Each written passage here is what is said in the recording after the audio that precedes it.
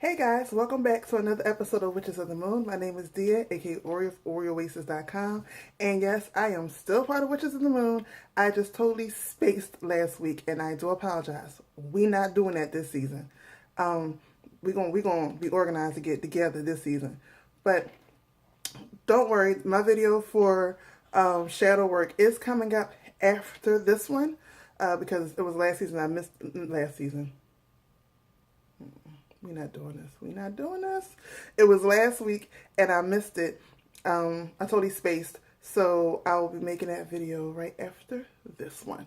But this particular video, we're talking about how to connect with your spirit guides. And well, first of all, I believe that you can use any tool of divination to connect with your spirit guides. Like you can use a pendulum. You can use a pendulum, you can use stones, you can use runes, you can use tarot cards, you can use oracle cards, you can, any form of divination that you can use candle work, water workings, any form of divination that you can use to connect with your spirit guides. It's just a matter of looking for the signs and knowing what signs are meant for you. Like different signs, and I've talked about this before, different signs mean different things to different people. So you have to know what that sign means to you. So when you see that, you know that is a message. Also, when you get up, and also you have to be open enough. So open is not the word I'm looking for, but that's the word we're going to go with. Okay. Also, you have to be receptive. That's a better word. Receptive enough to know when your spirit guides are talking to you. A lot of times, well, my spirit guides are talking to me, and I do not have a divination tool near me, which is practically never, but let's just say I don't have a divination tool near me.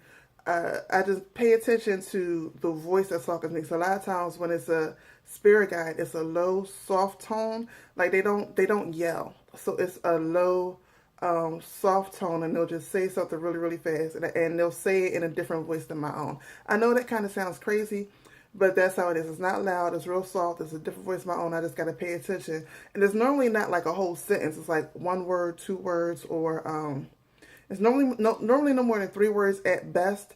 And it's rarely ever 3 words. Normally 1 or 2 words. And it's either normally like a yes or no, or they'll say the type of flower, or they'll say water, or, you know, depending on what it is that they need me to pay attention to, I'll hear it. But to connect with them, I totally believe that we're always already connected with them. We don't need to connect with them. They're there. They're always there. They're not going anywhere. We just have to learn how to listen to the signs from them. And, you know, you can always get a reading, shameless plug, from me and for anybody else who does readings, especially, you know, go to a reader that you're comfortable. But you can always get a reading and have those talk to your spirit guides if you don't feel like you're getting the right answers or whatever may have you. Let's see, what else is it with connecting with your spirit guides? One of the things I like to do a lot to make sure I not necessarily stay connected, because I believe we're always connected, but to make sure I am hearing crystal clear messages is I do a lot of water rituals, like a lot of cleansing rituals. With that, you know, there's different ways to keep yourself cleansed, keep yourself fresh, keep that old energy off, so it's not like a big, because at least for me, they don't yell. Again, they talk in soft tones. So I have to make sure it's not a bunch of stagnant energy that message has to get through to get to me.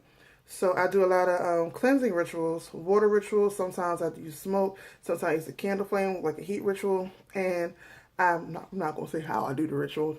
I ain't doing that.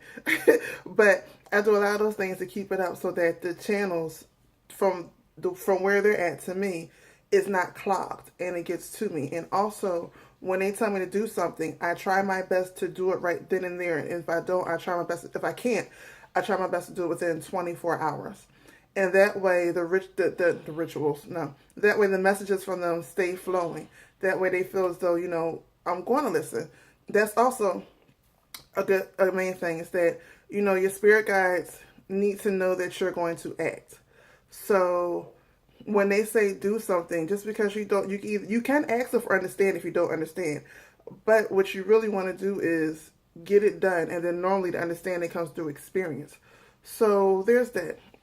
But yeah, as far as connecting with spirit guides, I personally believe I don't need to connect. I believe we're always connecting. We just need to learn how to listen. And there's many ways of doing it. Pay attention to when you hear things, the tonations, the voices. Sometimes you may not hear. Sometimes I may smell a scent, and that scent may let me know something. So I guess the best way would be to journal, to journal, to write it down. When you smell a scent that's just like the other day, I was in here, I was, doing what I was normally doing, and all of a sudden I smelled Cinnabon. Not just cinnamon buns, I mean the actual Cinnabon store. That particular store has a very distinctive scent. I can talk.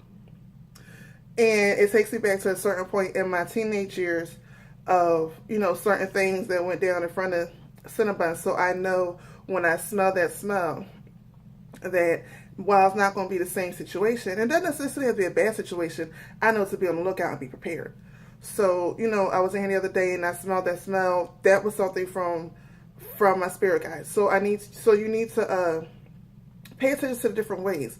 Like, it could be scents, it could be smells, it could be sound, it could be color, it could be notice different flowers, nature, it could be actual words. Just pay attention to how they choose to talk to you, and try to listen, ask for understanding. Don't keep asking for confirmation more than twice, because normally if you ask for confirmation more than twice, I have noticed when giving readings to other people and with my own, they start to get annoyed with that, because they're telling you for a reason, and your spirit guides are not tricksters. Again, your spirit guides are different from other spirits. So the spirit guides are there to guide you. They're not trying to trick you. They're not trying to purposely harm you, but they do lead you on a path that you need to be to get to where you got to go. Okay, so with that, I'm going to shut this video down. It's been way too long. Welcome back, loves. Hope y'all had a good break, and I hope y'all had a beautiful spring equinox, and I'll see you next week. Peace.